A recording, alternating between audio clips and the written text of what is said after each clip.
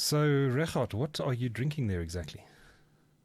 So, I don't know if you've seen this type of stuff, Duncan.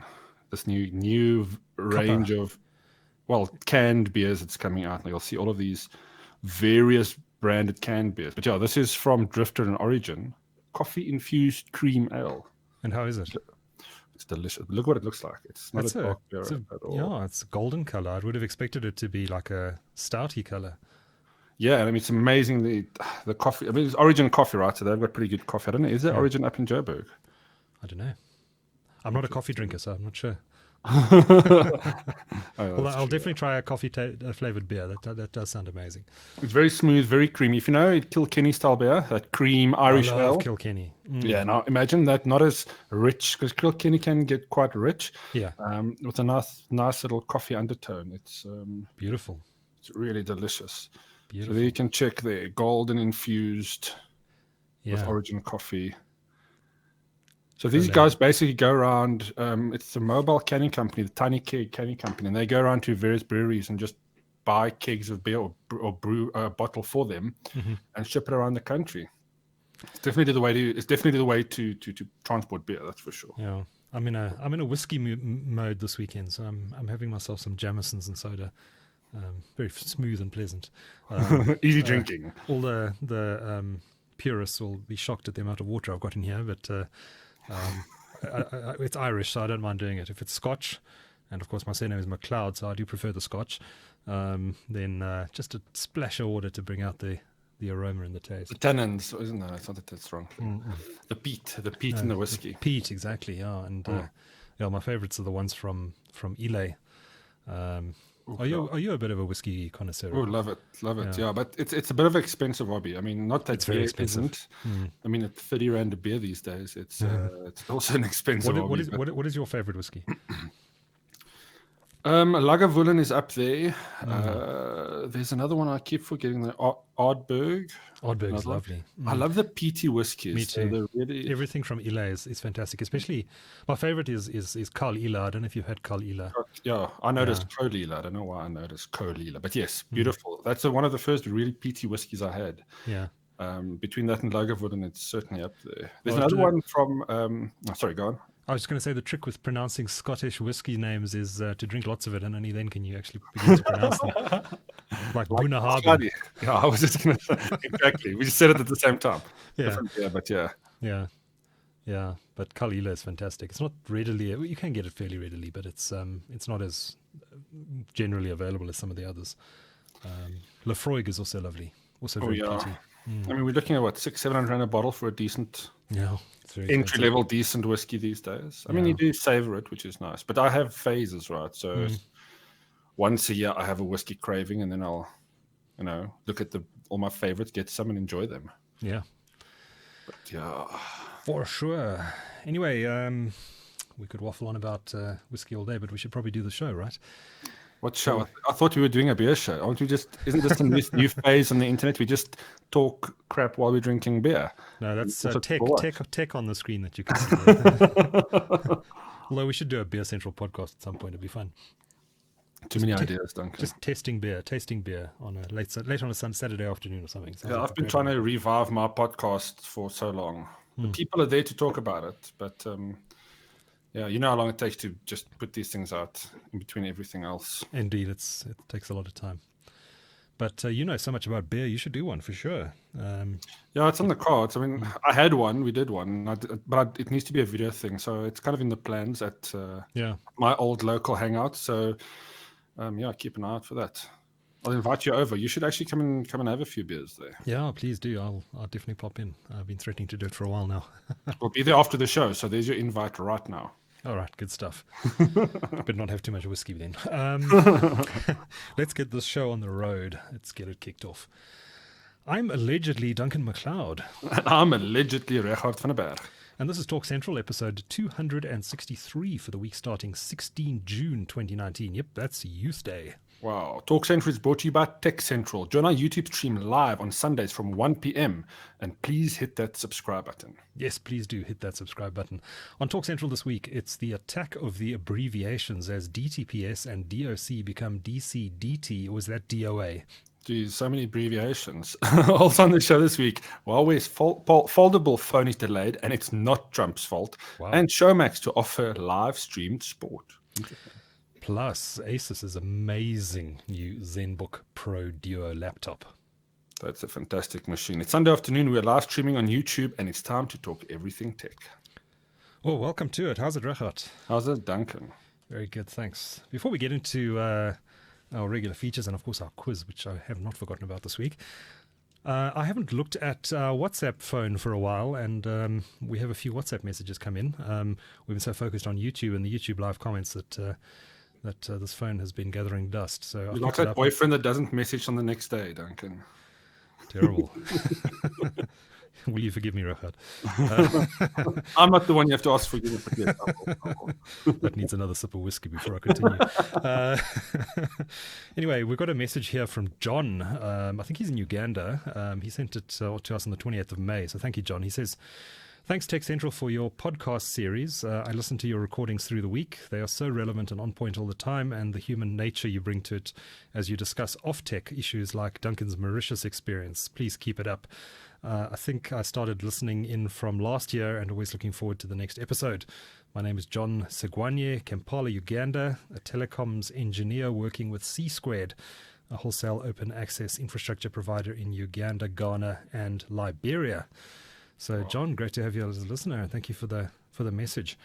And then we've got another message here from James. And James asks, hi guys, password managers, what is good and what is bad? Your thoughts, what's free and what's not? Now, I haven't done a huge amount of research on this subject, but I know that both Regardt and I use password managers, and quite frankly, if in this day and age with cyber attacks and information breaches and all that sort of thing, if you're not using a password manager and using strong, unique passwords and different passwords on every single website that you sign into, you are asking for trouble. I can talk about the one I use. It's they recently put their prices up, which makes it a little harder to recommend than it was previously. But I still keep subscribing to it, and that's a service called Dashlane, Dashlane. Very good software. It integrates with your phone, with Windows, with your Mac. I think there might even be a Linux version of it, and it does autofill of passwords on websites that you visit. It's the paid version. There's a free tier as well, which you can use on one device. So you can use it as just to store your passwords. But if you want the autofill features, if you want the syncing between devices and the app on your Android or iPhone, then it's a paid for subscription. But it's very good software, and I'm a big fan of it. So that's Dashlane. And Regardt, do you use LastPass or OnePass? Yeah, I've been using LastPass for ages, and it's the free version, obviously, which is more than sufficient. There's obviously, I don't know what we would get extra for the paid for version, but it works sufficient. It's very sufficient for what it can do. And yeah, everything you said. I mean, you should be using password that's long hashes you can't remember. Exactly. You shouldn't actually know any of your own passwords. And make sure your LastPass password or your password manager password is also very secure. Yeah. Because once that's compromised, obviously you have a problem. So I've got a method of I've got a very difficult and complicated LastPass password that I save in one or two places that I can access either offline or online. So yeah, there's a lot of interesting ways you can hide passwords in plain view too, if you want to be that obscure. So, and if you have web servers, there's a lot of cool little tricks you can do by just pasting doc files on there with random README files or whatever. I mean, there's a lot of ways you can do it. Yeah. Mine is a lot more simple. So yeah, that's, but you have to have one of those, and it makes your life a lot easier because there's so many services you use these days, and we really shouldn't be using these Facebook login, Gmail logins, or now the Apple logins. Absolutely. Although Apple's has got a pretty good proposition with theirs, being all unique email addresses and stuff. But it's still, you're getting into territory you'd rather not, because then you're losing control of your access to that app or that service. Yeah. So it was LastPass you said, or OnePass? I've forgotten. LastPass, no, LastPass. LastPass. And they all have free tiers. They just, the paid for tiers just give you more stuff like syncing, and some of them offer auto login onto websites. But you can't go wrong with either of those options. Yeah, mine's also mobile app. So on my phone it works. Yeah, actually, I must look into what I get extra, because I don't have any limitations that I can see. I've got the Chrome plugin that fills in everything for me. Okay, so it auto logs in. That's nice. It does auto log in, Well, not auto. No, I actually have to select, but I still prefer that because I still prefer to know where I'm going. I don't want to know. I don't want to not know whenever I'm logging into a secure site. I want to know where the barrier is if I do log. Okay. So, but also make sure your password manager also supports two-factor authentication. Create a strong password that for your main password and your password manager, because that's the only password you're going to have to remember. But then also enable two-factor authentication just in case, because if someone gets in there, then you've got a problem. I'm actually so comfortable with Dashlane that I store my bank cards and everything in there. My ID, my passports, everything is inside Dashlane. Yeah, that's the way to do it. I mean, I actually don't have all my stuff digitally saved like that, but all important documents is another thing. I mean, that stuff needs to be saved in a secure place. You don't actually realize all those PDFs, financial data, and all that stuff. It's usually pretty accessible if it's on your computer somewhere. Yeah, that should also be protected. For sure. Right. Should we do our quiz, Regardt? Let's do it. First question. Which figure said this week that his life was effectively at stake as he prepared to fight an extradition battle? And which online retailer said this week that it will open bricks and mortar stores in Gauteng after a similar move in Cape Town? Third question. In an interview with TechCentral this week, Vast Networks talked about its Wi-Fi offload pilot with mobile operator Vodacom. Who are the shareholders in Vast? And the fourth and final question, because there is no fifth question this week. IBM this week said it had partnered with which South African university to bring quantum computing to Africa? And that's our quiz. We'll get to the answers to that, as always, at the end of the show. And we are, once again, if you're listening to the audio version of this podcast, streaming live on YouTube. We do this at 1 o'clock on Sunday afternoons, usually. And please join us there. Hit the subscribe button on YouTube. You'll get alerted to whenever we go live on air. If you see a bell button, hit that too for extra surety. And we're mixing things up. We're playing around with Wirecast, as I mentioned last week. And if you're watching the YouTube version of this, you'll see we've got a beautiful background going this week with TechCentral logo, and we're going to be shaking things up a little bit more during the course of this podcast. So where are you, Duncan? Are you above me? Should I be looking up at you? Is that yes, I'm up here. I'll look down there somewhere. There you go. We need those VR goggles. I need to be. Look, I wouldn't want to be looking up at you like that. So let's just do it side by side when that happens. All right.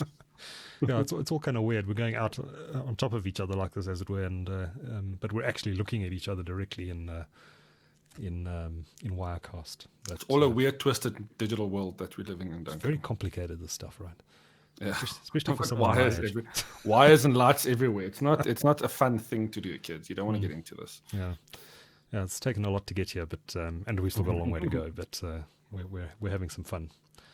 Now I've got to remember when we're in Wirecast that when we talk about stories, I need to hit some buttons. So I'm going to hit that button, and I'm going to hit that button, and there'll be a new image on the screen. Wow, this is so exciting.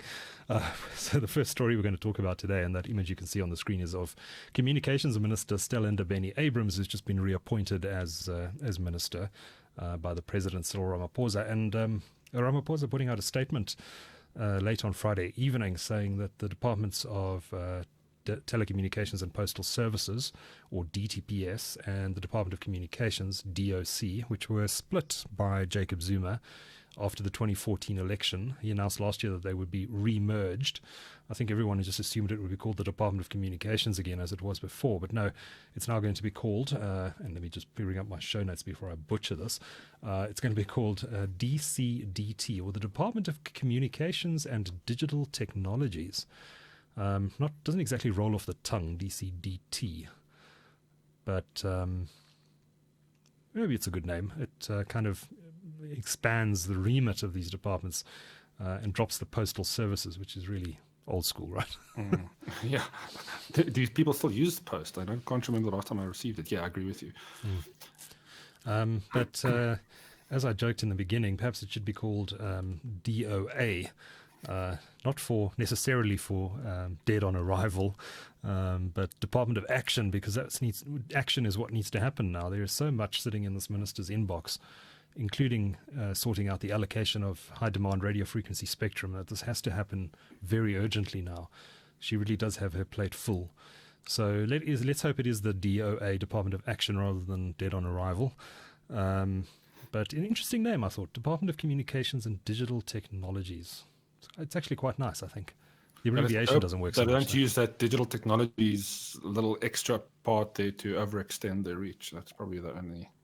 We know that naming people with the names tend to take on different forms if they misaligned.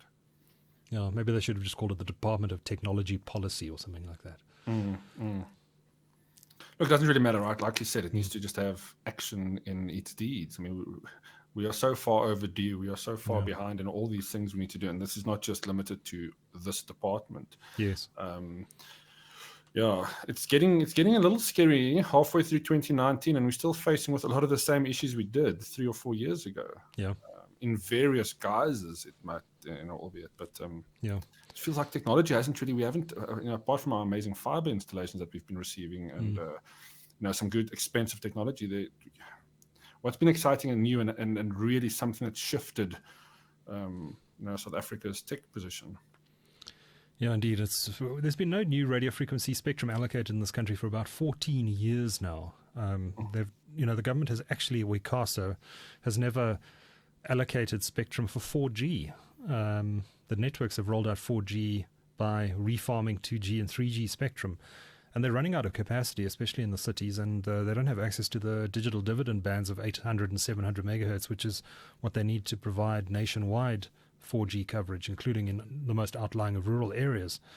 We're shooting ourselves in the foot by not getting on with this project. 14 years is an insane... I mean, technology has fundamentally changed. In its kind of the way that consumers use it, which is ultimately where the money is, right? And if you think the rest of the world allocated 4G spectrum in around 2010, 2011, we're now in 2019. Most of the rest of the world, certainly the developed world, completed the digital migration project a good 10 years ago. And we're still sitting with analog broadcasters, and they're sitting on the digital dividend spectrum that these operators need to provide universal 4G and later 5G services. No, it's absolutely ridiculous. I don't know. Again, where do we light the fire under the right bottoms to get things done? I mean, voting, does it really help? I don't know. Well, at least there's some stability in that department now. I mean, under Zuma, the minister was changed every year, if not more frequently. I've actually lost count of all the names of the ministers that went through that portfolio. So Stella Ndabeni-Abrams, she has a lot to prove. She's very young, but she's very energetic. And young is what we need too. We need younger people in government. I think that's probably part of the problem. We need fresh ideas and fresh thinking, not thinking that is, I don't know, a little bit more restricted in that openness, that we need. Yeah. But she has done some silly things since she was appointed as minister, including trying to interfere with an SABC news crew to tell them that they may not broadcast protests at an ANC rally or an ANC event. So she, I think there are some question marks about, just how politically savvy she is. But she's been reappointed, so at least there is stability. I suppose we can at least be thankful for that. There isn't yet another new minister who's going to review everything again, and nothing happens for a year, and then another minister gets appointed, which was the problem we had under Zuma. So let's hope things are moving along. Let's talk about gadgets for a bit, Regardt. And Huawei has announced that their new Mate 10 or Mate X, I think it's the Mate X. Apple calls it the 10. Their foldable phone is going to be delayed, which is a little bit surprising to me. Samsung, of course, announced they were going to delay the Galaxy Fold, which wasn't surprising at all after they sent it out to reviewers and it started breaking after those reviewers peeled off the surface film on the thing, which apparently was part of the device and wasn't meant to be peeled off. Although, whenever you get a new phone, Regardt, the first thing you do is peel off that film that's on top of it. No. Who does that? Oh, you mean the film that just the marketing film that just protects the entire device, not the screen protector? No, not the screen protector. You usually have to install that yourself. I suppose there's a few people who buy sofas and leave the plastic on them, but I think most of us removed the plastic from goods once we bought them. But apparently it was meant to be kept on there. Now, when they eventually do bring it to market, there'll be a warning on the front of the box or the front of the phone saying, "Do not pull off this film." That's if the Galaxy Fold ever comes to market. Now, the Mate X looked like an altogether different proposition. Actually, a better looking phone, better design, better folding mechanism, I thought. But Huawei announcing on CNBC, I think it was on Thursday or Friday this week, saying that they're going to delay it, and I think they said it was until September at the earliest. Saying that in light of the decision by Samsung to delay theirs, they're going to also delay the Mate X for further testing. One wonders if they encountered some issues with it. But an executive from Huawei said, we don't want to destroy our reputation by releasing something that isn't quite ready. So perhaps both Huawei and Samsung were getting a bit ahead of themselves in rushing something to market that perhaps wasn't technically quite ready for market. Yeah, we can almost imagine what happens in these corporate boardrooms, right? Oh, we hear this company X is going to launch it. Hurry up, guys. We need to give them some more money and just get the product out there. What about that bug? No, we don't care about the bug. Just put it out there. Yes.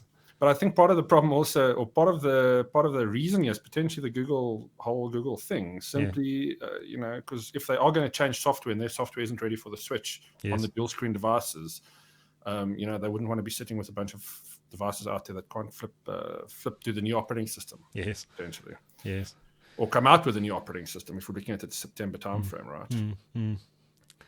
So I was wondering if someone was going to notice this. Glenn in the YouTube comments says, "Love the background, Duncan. Next week, Leisure Suit Larry." Oh yeah. In case anyone hadn't noticed, behind me I have the Space Quest logo, which is one of the greatest point-and-click adventure games of the 1980s. Did you ever play Space Quest, Regardt? I did. Yeah. In limited, my PC was not always working. I had to fiddle with that thing so much to get it to work.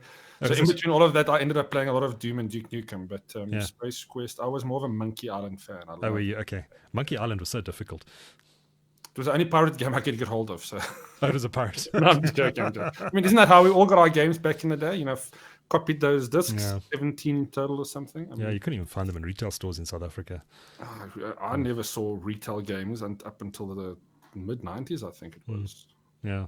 Unless I got those cartridge games. But, but I loved the Space Quest series. Space Quest 2 was my favorite. It is a nice desktop, but on my side, the real world, Duncan. Real world. This is a green screen behind me in case you're watching this for the first time.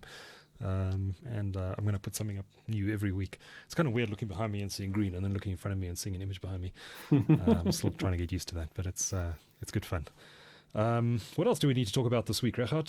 There is the Asus. Let me find the picture for that in Wirecast before we get to it. And hit that button and it'll come on screen. There we go. Now look at that thing. Isn't that absolutely gorgeous?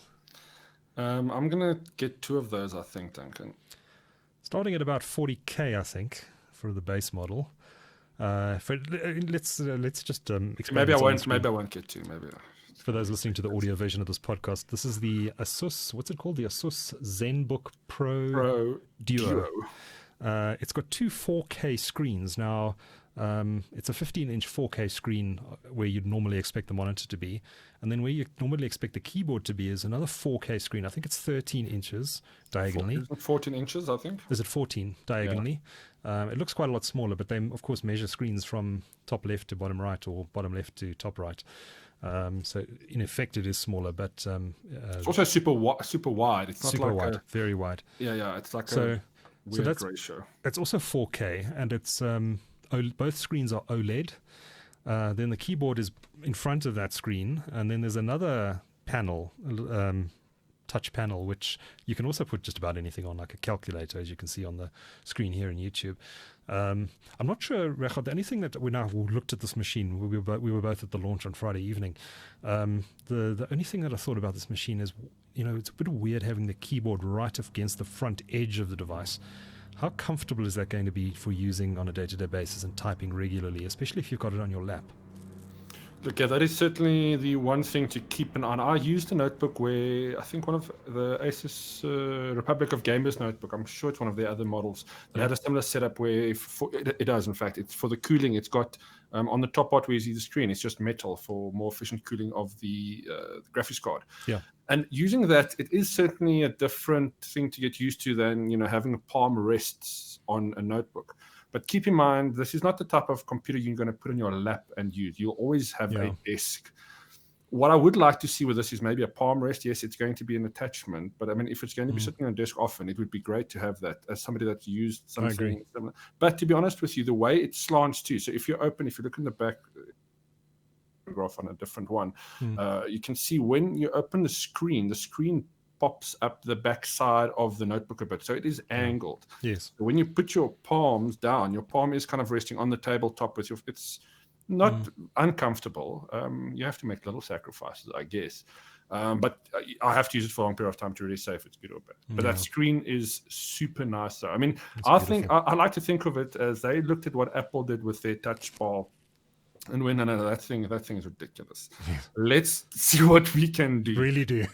And make this thing really pop, yeah. And then really, Tim, we can do much better than this. Yeah, exactly. I mean, it's essentially a second screen, a second desktop, so you can do anything with it. Which yes, you can. You can in fact just extend the screen down, so it just becomes a bigger screen. At the demo, they had a piano on there, so you literally can play a piano on it and see the results on the top screen. But you can really do anything. It comes, I don't know if it comes with or it's an optional accessory, but you can get a pen for it as well, a digital pen. Yeah. So you can draw in that space, which would be great for using something like Illustrator.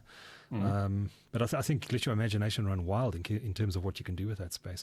You can put multiple apps there. You can split them in either 2 or 3 screens at the bottom. So you can see there's a piano on the keyboard. Yeah, that's cool. But it's so exciting to see so much innovation happening in the PC market again. You know how boring it had been for so long. It was just, getting thinner and smaller and, lighter. But there's some real innovation coming back now. That was the worst thing about notebooks for the last few years. I think the problem was largely the gaming sector couldn't keep up. We didn't have the technology for the graphics cards to produce or to provide that need to produce a notebook, to be able to push the boundaries with what you do with it and why you would buy something so expensive. Now that graphics cards are pretty much caught up, yes, your RTX 2060 in this machine isn't going to be exactly the same as the RTX in your desktop. I mean, there's going to be some performance sacrifices. But again, the guys using this most likely they're going to be gamers potentially, but they're not going to be using. You're not going to get gamers exclusively buying this machine just for gaming. I mean, that's kind of a rarity. You kind of have high-end geeks who want this machine for numerous other things. Yeah, I'm very excited about where we're going, and this is also a move closer to a full. I mean, we've seen the full touchscreen computers, which I don't like. I mean, I want some feedback. And this is a good balance. Battery life is obviously a consideration. So how will this affect that? But you can toggle it on and off. It just doesn't look as nice when it's switched off. It's the weird glossy black. So, and as we discussed briefly at the launch, it's great for streamers too. And I suppose game streamers, guys streaming to Twitch and that sort of thing, they can play the game, and in front of them they can see the chat that's going on in live in Twitch or on YouTube or whatever it is. And so from a streaming perspective, very nice indeed. I also liked it from a music production perspective. They'd mentioned DJs. I think one of the video clips they showed was a DJ who had additional controls on there. Now somebody who enjoys just doing it for fun, and I've got a beautiful app that allows me to do that. This screen will actually add so much function to that, and because it's touch screen, you can now play with the sliders, which is it's a nice touch. Yes. Whether it's really production wise justifiable just yet, I don't know. But again, with any technology, second generation of this is going to be a lot cheaper. If it's a very popular feature, it'll come to other makers. It'll come to other devices and other models for them too. Regardt, I think you're going to have to get one on review. Oh no, it's already in the plan. Don't worry, it's coming. Oh, good. Let me know when you get it in. And what's this? No, I'm just joking. I don't have it. But it's launching in 2 months' time, I believe. So if you do want one, you're going to have to wait 60 days. Well, well, look, we'll play with the ones that's in the country already. How's that? we'll make a sacrifice with those demo models. Right. But yeah, let's have a meetup, and then we'll check out all the streaming features and see how well it works. Yeah, indeed. Maybe we should even do a podcast on it.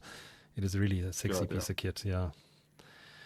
So Showmax, they seem to be getting some better content on there. I've been watching more of their stuff lately. Now they've launched live sports. It was available on trial. In fact, I've been on the trial for a couple of weeks. I noticed I must say I didn't watch any of it because I'm not a cricket fan, and it seemed to be just the Cricket World Cup. But they've brought it to all users as of Friday.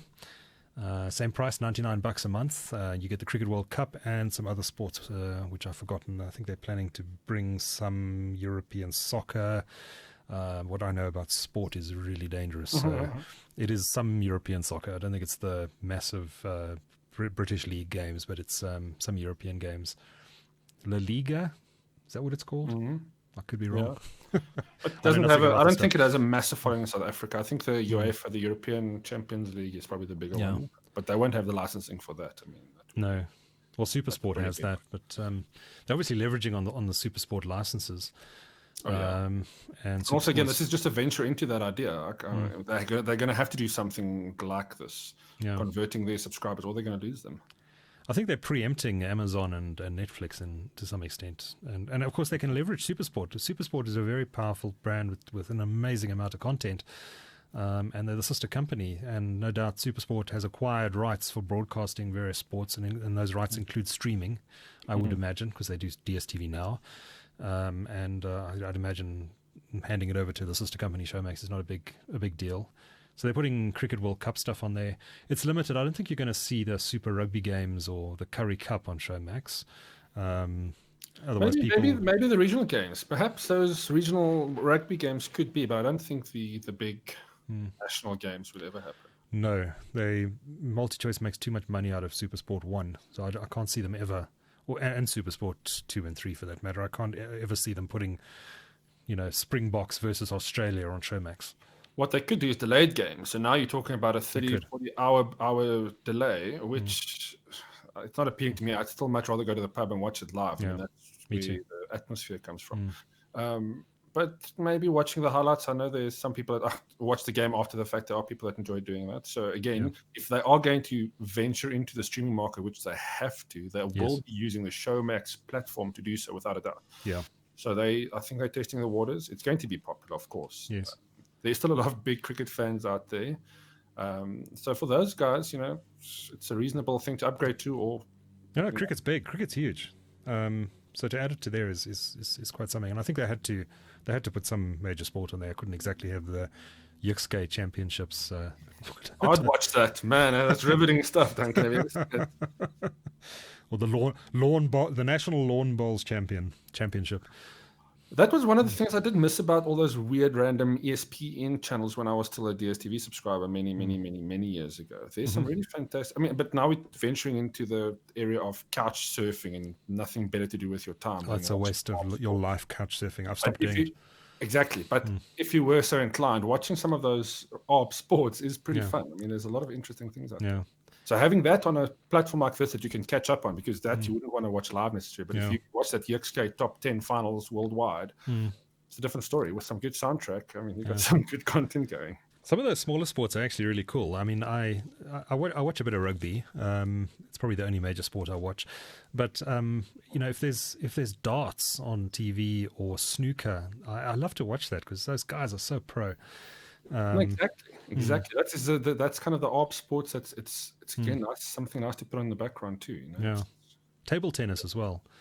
It's also incredible to watch. It's usually Chinese people that do so well at table tennis. But just to see the speed of them as they move around that table, it's mind-blowing. One of the fastest sports in the world, apparently. Is it? Yeah, badminton. I think badminton's another one that's one of the fastest. Yeah, you have to have lightning reflexes to play at that level. Yeah, incredible stuff. Yeah. Incredible stuff. But well done to Showmax, and I think preempting Amazon and Netflix, which no doubt at some point in the future will be bringing live sports as well. No word yet that they're competing for any of the South African sports rights. Probably more interested in big global sports like soccer for now. But it'll come. You see, this is probably the strategy for a lot of these guys. I mean, you kind of know where sport is at the moment. It's in a very tricky spot with super sport. In a few years, it's not going to be like this. We know that. Something's going to happen. Something's going to have to change. So what is your secondary plan of attack? You kind of just go after the market, secure the audiences, get some good content on there. And then when you flip that switch, you've got a good base and you can just attract the competition's customers. Yeah. Great. Regardt, I think that takes care of our news this week.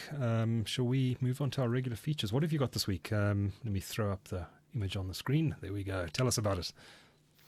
Oh, the pick of the week. Yeah, so I'm just, there is a bit of delay. I didn't even see that on the screen. So I don't know. I'm a big fan of Dropbox. I've been using it for a lot of years. I've got all my important files saved on there. I mean, and I love a lot of the features, the multiple revision backup. It's a great, I also use Google Drive and all those things, but Dropbox is my primary backup source for my work files.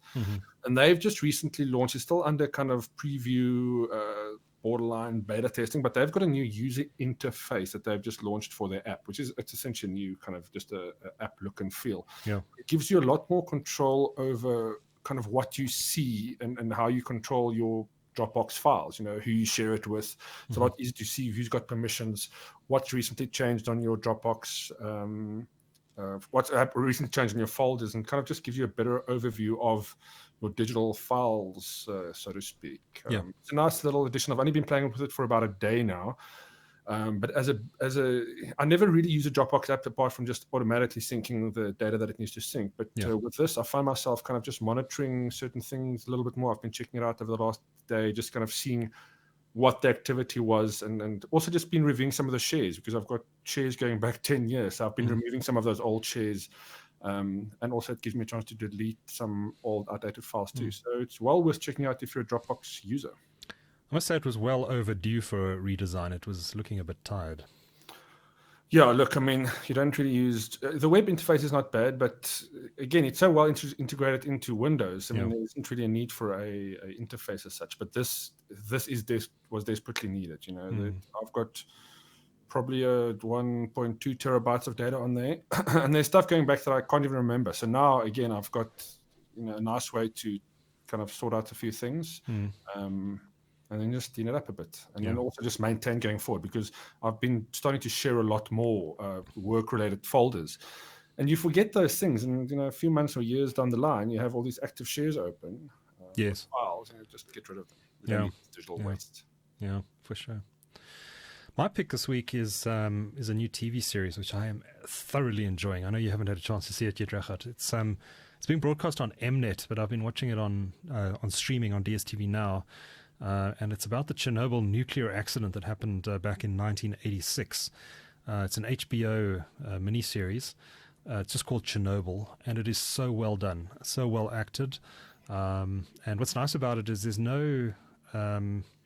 nothing sensational about the way they've done it. It's just factual, and they take you through exactly what happened. And I don't think it needed to be anything more than just a factual, straight down the line account of that disaster, because it was so dramatic and such a disaster that I think you'd actually do it an injustice if you were to try and add your creative flair to it, if I can use that phrase, or to embellish it. That's the word I'm looking for. Superbly acted. My only perhaps slight critique of it is that it's got some weird accents in it. It's mostly British actors, but there was one or two American actors, and it all seemed a bit out of place. All speaking English, of course, but it feels like it would have been better even if they were speaking Russian with subtitles, which probably would have put a lot of people off, which is probably why they didn't do it. Yeah. Or at least speaking in English with a Russian accent. But that's a minor quibble. And fantastic television, one of the best series I've seen in a very long time. So if you haven't seen it yet, I think it's disappearing off DSTV now any day now, or at least the first episode is. There's 4 episodes that have been broadcast so far. Every one of them absolutely brilliant. And is it only on DSTV? Oh, why did I think I saw it on Netflix, or am I sorely mistaken? It might be. It might be on Netflix. I don't think so. I doubt it. If it's on Probably DSTV, not. it's probably not on Netflix. But if you've got DSTV, definitely watch it. It'll be on catch up on the PVR as well, I'm sure. but it's certainly available on catch up on DSTV now. Really great television, riveting stuff, and some of the. I mean, I really didn't know what happened at that nuclear accident, and how close to a global catastrophe it actually became. The nuclear reactor was melting through the concrete base of the facility, and they had to send a team. And I'm not really giving away too many spoilers here, or any spoilers for that matter, but they had to send a construction team under the ground to reinforce the base of the nuclear reactor, because if that didn't happen, the nuclear fuel, the radioactive waste, would have poured into the environment and could have set off another chain reaction with the other reactors at Chernobyl, that could have rendered Russia and large parts of Europe uninhabitable for hundreds of years. Damn, that's crazy. I mean, I also don't know the full story, so I need to go and see this now. And but I wonder, when you listen to some of these things, nuclear accidents, you have to wonder sometimes: are we living in a spin-off parallel universe as a result of a nuclear catastrophe? And I'm a little bit joking, but from what we know about science, maybe we are all living in this parallel. Oops, something happened; those guys didn't make it, but here we are. Yeah. We always get so close. Yeah, meteorite just hit us, missed us. Glenn in the comments says you also need to listen to the companion podcast for Chernobyl. They explain a lot per episode and also talk about the accents used. A must listen. I'm definitely going to grab that one, Glenn. Thanks for that. That'll be fascinating. Interesting. But Chernobyl, fantastic. And there's so much good stuff on television these days, it's hard to keep up. But this one stands out above the others. I recently subscribed, just on a side note, just to 7-day trial of Amazon's, just to check it out. There was a show I wanted to watch on there. And there's some good stuff on there that I've never heard of, which is with some good actors. Like The Man in the High Castle is very good if you haven't seen that. Yes, you have recommended that before. My trial has lapsed now, so I'll wait for when I resubscribe. It's quite cheap though. I think it's $6 a month for the first year or something. Yeah. Something like that. There's nothing much on there. If there is something I want to watch, yes, I will definitely subscribe for that. I do enjoy the Grand Tour. I resubscribe to Amazon once a year to watch that, and then unsubscribe again. What is your subscription service at the moment that you're viewing stuff? DSTV, Showmax, and Netflix. And do you pay for YouTube? I do pay for YouTube, but I just pay to get rid of the ads. Yeah. Well, technically, then it's considered a streaming service, right? Yeah, and I watch a lot of YouTube. Oh, so do I. Use it a lot too. Yeah. There's a lot of good stuff on there. A lot of obscure stuff there too. Yeah. A lot of. I recently came across a subsection of YouTube that's unsearchable videos. That's ranging from random to bizarre, but stuff that you can't search for. You just have to find the link. Oh, really? Unlisted stuff. Either unlisted, or they have they've got binary codes for names and stuff like that. Okay, you're right. Interesting. Yeah. Great. I think that's our show. Oh, winner and loser of the week. We haven't done that. Winner is Bitcoin, as he says, looking over to his Stream Deck to see what the price is. What is it now? $9,113 US$21. It was $9,400 a bit earlier this morning, but it's still up massively on yesterday, and it's been running up the whole week. Incredible stuff. My guess is it's going to test $10,000 within the next day or two. So as a hodler, I am very happy. I've got no idea why it's running up, but there's some speculation that it could be running up because Facebook is announcing Global Coin on Tuesday, which is their cryptocurrency, and suggestions that may be some of the hype that's going to come out of that could drive Bitcoin and other crypto assets. And of course, there's this event called the halving, or the halvening, happening next year, which is also happening to Litecoin, I think in August or September. I think it's August. We've seen the price of Litecoin also skyrocketing in the past few weeks. But this is probably more to do with the Facebook Global Coin launch and maybe some other factors than the halving happening in Bitcoin, which I think is only due to happen towards the middle of next year. But it's quite exciting as an investor in Bitcoin to see it going on a tear like this. Yeah, I mean, and that Facebook, their little plan for getting into the financial business is going to be a big disruptor if they get away with what I think they would want to get away with. Yeah. Obviously, sending money internationally is like the golden egg or the golden goose, because everybody wants to send money overseas, especially in Africa, send it into different countries. So the company that can get that right on that scale Yeah. And if Facebook is that company, it's going to be interesting times ahead for banks, especially. Yeah. The rumor is it'll be a stable coin, so it'll be tied to a currency, probably the US dollar. But yeah, very interesting. I'm not sure how they're making the announcement. I presume there's going to be some sort of keynote about it on Tuesday. So, of course, we'll cover it on TechCentral, so keep an eye on the website. As soon as there's news on what Facebook is doing, we'll have the story. And our loser this week is the country of Ethiopia, which in many respects has been doing very well in recent years. Ethiopian Airlines is one of the most successful airlines in the world. Provides a great model for how perhaps SAA should be run. But in other respects, especially in telecommunications, where they still have a fixed line monopoly provider and where broadband prices are still insanely high, the country decided this week to switch off the internet until sometime next week. Switch it off for the whole country to stop students from cheating in their exams. It's ridiculous. Can you believe this? I mean, can you imagine if they switched off the internet if the government decided we're going to switch off the internet in South Africa? There'd be civil war. It's like taking a tank to kill an anthill, right? Yeah. It is ridiculous. Like, I mean, there's no words. What's going on? It's unbelievable. Crippling the entire economy. Yeah. And it's apparently not the first time they've done this either. And Ethiopia is the country that for many years, up until quite recently, banned voice over IP services. Although we shouldn't shout too loudly because South Africa effectively banned voice over IP services for a number of years. But at least we didn't get the internet disconnected. I mean, what do you say to any investor who's, I mean, any company's based needs internet access for most companies. So, and those companies want to invest in it, country might think twice now. Yeah. Yeah, can you imagine the government going to Terraco and saying, "Well, please switch off your data center because the internet needs to go down for a few days." You didn't start writing exams. We can't. It would be in the constitutional court before you can sneeze. Yeah, maybe they should relook their efforts. That's for sure. Yeah. Something isn't really silly, right. Really silly. Anyway, Ethiopia is our loser of the week. And Regardt, that is our show, apart from our quiz results. Do you want to do the first question? Certainly. The first question, which figure said this week that his life was effectively at stake as he prepared to fight an extradition battle? And the answer is WikiLeaks' Julian Assange. And which online retailer said this week that it will open bricks and mortar stores in Gauteng after a similar move in Cape Town? And that's Yuppie Chef. Third question. In an interview with TechCentral this week, Vast Networks talked about its Wi-Fi offload pilot with mobile operator Vodacom. Who are the shareholders in Vast? And the answer is Dimension Data and MultiChoice.